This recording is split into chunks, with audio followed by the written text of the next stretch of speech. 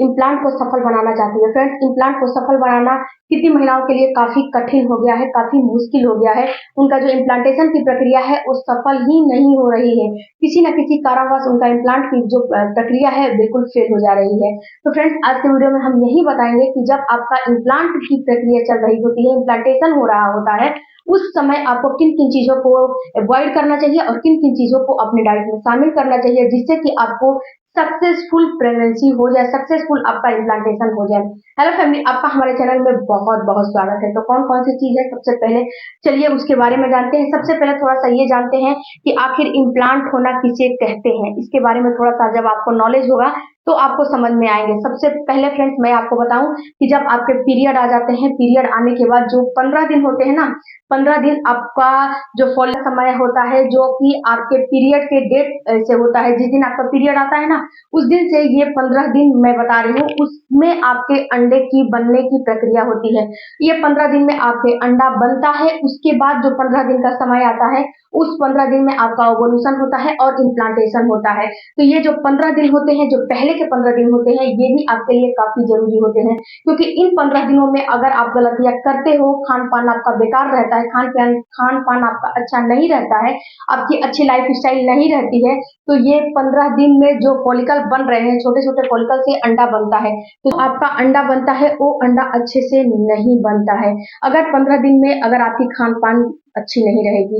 यहाँ पे हम बात करेंगे इम्प्लांटेशन पे। तो इम्प्लांटेशन जब होता है फ्रेंड्स, तो जो ये 15 दिन के बाद जो 15 दिन आते हैं, उसमें आपका ओवुलेशन होता है। ओवुलेशन के बाद वहां पे अंडा फर्टिलाइज होता है। अंडा जब आप कांटेक्ट में रह लोगे तो अंडा जो है फर्टिलाइज हो जाएगा। जब अंडा फर्टिलाइज हो जाएगा तो ये अंडा धीरे धीरे सफर तय करते हुए आपके इम्प्लांटेशन की प्रक्रिया करने के लिए जाएगा।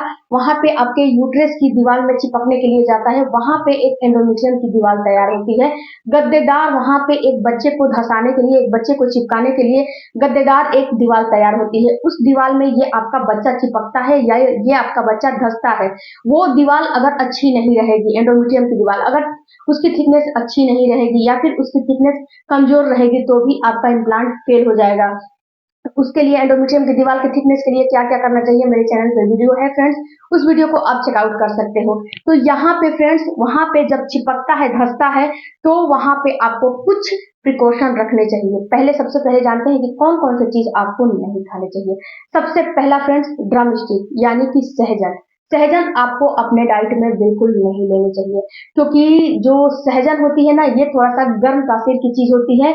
और जो है, आप थोड़ा बहुत खाते हो तब तो कोई बात नहीं, जैसे कि हफ्ते में, महीने में, 15 दिन में 1 से 2 दिन खा लेते हो, तो ये आपको नुकसान नहीं करेगी। लेकिन कहीं कहीं पे इसका डेली का डेली खान पान होता है, कहीं कहीं पे ये फ्रेंड्स डेली खाया जाता है। तो जिले से हो, वहां की आपकी पारंपरिक ये जो भोजन है, ये ड्रम स्टिक है, तो आपको बिल्कुल अवॉइड करने हैं। आपको इम्प्लांट के समय ड्रम स्टिक बिल्कुल नहीं खाने चाहिए, जिसको कि हम आम भाषा में सहजन बोलते हैं। दूसरा, आपको नहीं खाने चाहिए बैगन। देखिए फ्रेंड्स, बैगन तो हर जगह खाया जाता है, लेकिन बैगन जो होता है ना, अब आप बोलोगे कि क्या बैगन भी नुकसान करता है? कितनी महिलाओं की जो बॉडी होती है फ्रेंड्स, इस बैगन से ना एलर्जी हो जाती है, या फिर बैगन खाने से कभी कभी दिक्कतें भी होने लगती है। जब आपका इम्प्लांट चलता है और उस समय काफी सारे प्रोजेस्टेरोन जो हार्मोन होते हैं, प्रोजेस्टेरोन हो गया, एलएच हो गया, एफएसएच, ये सारे हार्मोन जब बनते हैं, तो इस समय क्या होता है कि इस समय अगर कोई भी चीज ऐसा वैसा अगर खा लेते हो, तो आपको दिक्कतों का सामना करना पड़ेगा। तो आपको बैंगन भी नहीं खाने चाहिए। वही बात है ना कि हफ्ते में 1 से 2 दिन अगर खा लिया तब तो कोई बात नहीं, नहीं तो अगर आप बैगन की का डेली इस्तेमाल कर रहे हो, आप डेली डेली इसका सेवन कर रहे हो, तो बिल्कुल आपको अवॉइड करने चाहिए, आपको नहीं खाने चाहिए। इसके बाद फ्रेंड्स, करेले। करेले भी आपको नहीं खाने चाहिए इम्प्लांट के समय, क्योंकि फ्रेंड्स अगर आप करेले का सेवन करोगे तो ये भी आपका इम्प्लांट का जो प्रक्रिया है उसको फेल करने का काम करता है। और इम्प्लांट कब हो रहा है ये खुद आप समझोगे, ये आप बताओगे, और इम्प्लांट कब निकल जाएगा ये आपको पता भी नहीं चलेगा कि आपका इम्प्लांटेशन कब निकल गया। तो छोटी छोटी फ्रेंड्स, अगर आपको प्रेगनेंसी नहीं हो रही है, तो छोटी छोटी बातों का केयर करना, छोटी छोटी बातों का ख्याल रखना बहुत आपके लिए जरूरी है। अगर आपको बार बार मिसकैरेज हो रहा है, बार बार आपको प्रेगनेंसी निकल जा रही है, पीरियड आ जा रहे हैं, तो इन छोटी छोटी बातों को आपको केयर करना, ख्याल करना काफी जरूरी है। मीट भी बिल्कुल नहीं खाने चाहिए। जो रेड मीट होते हैं ना, ये भी आपको नुकसान करेंगे। इसके साथ साथ कोई भी शक्कर वाली चीज या फिर शक्कर, चाय वगैरह हो गया, कॉफी वगैरह हो गया, ये सारी चीजों को भी आपको अपने डाइट से बिल्कुल निकाल देना है। अपने डाइट में इन सारी चीजों को भी बिल्कुल नहीं खाने हैं। बहुत ज्यादा तला भुना, बहुत ज्यादा ऑयली, बहुत ज्यादा तेल, बहुत ज्यादा गरम मसाले, इन सारे चीज को भी आपको अपने डाइट में बिल्कुल नहीं लेने हैं। फ्रेंड्स, जो इम्प्लांट की समस्या होती है, अगर इसमें आप गरम गरम चीजों का सेवन करोगे तो ये आपका इम्प्लांट फेल करने का काम करता है। इसीलिए इन सारी चीजों को आपको अपने डाइट में बिल्कुल नहीं लेने हैं। अब बात करते हैं फ्रेंड्स कि कौन सी चीज ऐसी है जो कि अपने डाइट में लेने हैं। तो आपको लेने हैं संतुलित आहार, बिल्कुल संतुलित आहार और सिंपल आहार। ये नहीं है कि कोई तला भुना खा लिया, कोई चाट पकौड़ा खा लिया, कोई नमकीन वगैरह खा लिया, ये सारी चीजें आपको बिल्कुल नहीं करने हैं। आपको अपने डाइट में सबसे पहले तो 2 सीड्स का इस्तेमाल करना है, सनफ्लावर सीड्स और पंपकिन सीड्स। इन दोनों सीड्स का इस्तेमाल करिए। ये दोनों सीड्स आपके जो इम्प्लांट की प्रक्रिया है उसको सफल बनाने में आपका काफी हेल्प करेंगे। इसके बाद फ्रेंड्स, सीड साइकिलिंग में मेरा बिल्कुल डिटेल में वीडियो है जो कि मैंने अभी अभी अपलोड किया है। उस वीडियो को आप देखिए। 4 सीड्स आपको लेने हैं, 2 सीड्स आपको 15 दिन लेने हैं, 2 सीड्स आपको 15 दिन लेने हैं। तो जो 15 दिन लेने हैं इम्प्लांट के समय होता है वो पंपकिन सीड्स होता है, वो सनफ्लावर सीड्स होता है। तो इन दोनों सीड्स को आपको अपने डाइट में शामिल करने हैं।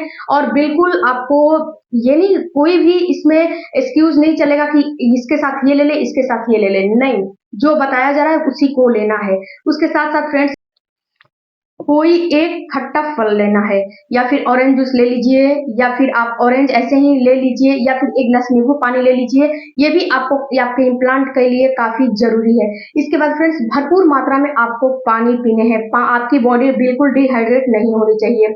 इसके साथ साथ फ्रेंड्स, आपको आप जब ब्रेकफास्ट करते हो वो ब्रेकफास्ट बिल्कुल हेल्दी होना चाहिए। ये नहीं कि जो भी पराठे आए, जो भी सामने आया उसको खा ले, नहीं। मिलेट्स ले लीजिए, ओट्स ले लीजिए, एग ले लीजिए। एग भी आपके प्रोटीन का सोर्स होता है। तो प्रोटीन युक्त आपको ब्रेकफास्ट करने हैं। अपने प्रोटीन को अपने डाइट में बढ़ाने हैं आपको। मूंग आते हैं ना, मूंग को भिगोइए और उसको सुबह में चाट वगैरह बना के खाइए। ये भी आपके इम्प्लांट की प्रक्रिया को सफल बनाने में आपका काफी हेल्प करेंगे। उसके बाद फ्रेंड्स, चुकंदर और अनार। चुकंदर और अनार में से कोई आपको, या आपके पास दोनों है तो दोनों चीज अवेलेबल है तो दोनों चीज आप ले सकते हो। नहीं तो इनमें से कोई भी एक चीज ले सकते हो। एक गिलास जूस चुकंदर का लीजिए, या फिर अनार का लीजिए, या फिर ऐसे ही आप खा लीजिए। दिन भर में एक अनार और एक चुकंदर आपको अपने डाइट में जरूर से जरूर लेना है। इससे फ्रेंड्स, आपके ब्लड का फ्लो बढ़ेगा और आपकी जो भी अंदरूनी चीजें हो रही हैं उसमें उसको जो है न्यूट्रिशन देगा, भरपूर मात्रा में ताकत देगा। अगर आप नेचुरली ट्राई कर रही हैं तो ये जरूरी है ही कि आईवीएफ या फिर आईयूआई करवाई हैं, उसमें भी ये इम्प्लांट का समय होता है तो उसमें भी आपको ये जरूरी लेना है। ये नहीं है कि आईवीएफ और आईयूआई करवा रही है तो उसमें ये इम्प्लांट का समय नहीं होता है, उसमें भी इम्प्लांट का समय होता है। वो भी इम्प्लांट की प्रक्रिया उसमें भी चलती है। तो उसमें भी आप और अपने डाइट में बिल्कुल प्रोटीन बढ़ा दीजिए, न्यूट्रिशन बढ़ाइए, कैल्शियम बढ़ाइए। जो भी आप सप्लीमेंट लीजिए, सप्लीमेंट तो मैं यहाँ पे अभी बहुत ज्यादा आपको नहीं बोलूंगी। आप खान पान से ही ऐसी कोशिश करिए जो कि आपके जो प्रोटीन है ना, प्रोटीन बहुत ज्यादा आपको बढ़ा देना है, कैल्शियम की मात्रा बढ़ा देना है। प्रोटीन पाउडर मार्केट में अवेलेबल है, उसको भी आप ले सकते हो। प्लांट बेस्ड प्रोटीन आते हैं, उसको भी आप ले सकते हो, उसके पाउडर वगैरह आते हैं।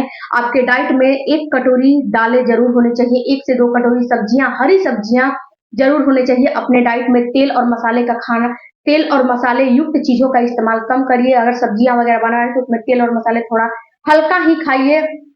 कम से कम 15 से 20 दिन इस चीज को करोगे तो 100% आपका इम्प्लांट जो है, इम्प्लांट की जो प्रक्रिया चल रही है बिल्कुल सक्सेस हो जाएगी। और फ्रेंड्स, आपका इम्प्लांट जब सक्सेस हो गया तो आपको प्रेगनेंसी होने से कोई नहीं रोक सकता, क्योंकि जब इम्प्लांट की प्रक्रिया होती है यहीं पे महिलाएं गलतियां करती हैं और गलतियों की सजा उनकी ये होती है कि उनका पीरियड जो आ जाते हैं और प्रेगनेंसी निकल जाती है। आई होप फ्रेंड्स कि इस वीडियो से आपको समझ में आए होंगे कि इम्प्लांट के समय आपको कौन कौन सी गलतियां नहीं करनी है और इम्प्लांटेशन के समय कौन कौन सी चीजें आपको खानी है और कौन कौन सी चीजें नहीं खानी है।